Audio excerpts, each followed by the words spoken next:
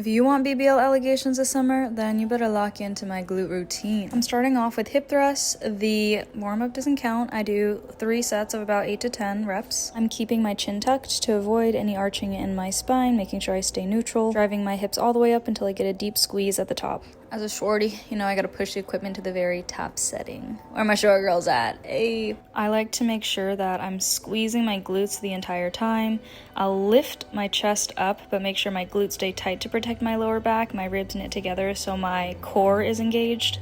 As I lower my torso down, I'm really just folding at the hips. So I feel my hips pressed to the pads, and I lift right back up. I just give my glutes enough time to just relax, then I squeeze as I lift up to get the most amount of tension. Glute extensions are so great to target the glute max and build that shelf, that dumpy. As well as strengthening the lower back, getting length through the spine, and helping to correct your posture. I do about 3 sets of 10.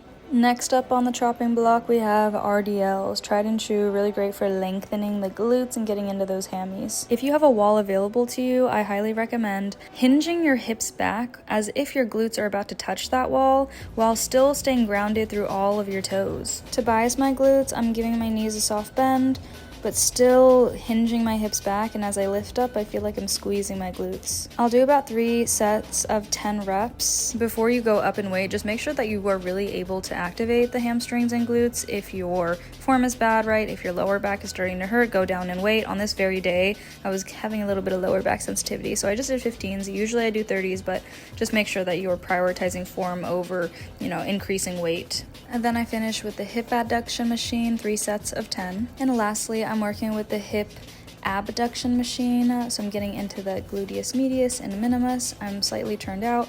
I'm hinging my torso forward, but I still keep my belly pulled in so my lower back feels supported, and I'm pushing out as far as I can and slow on the eccentric on the way back in, about 3 sets of 10. If you want more tips and tricks in the gym to grow stronger, then follow for more.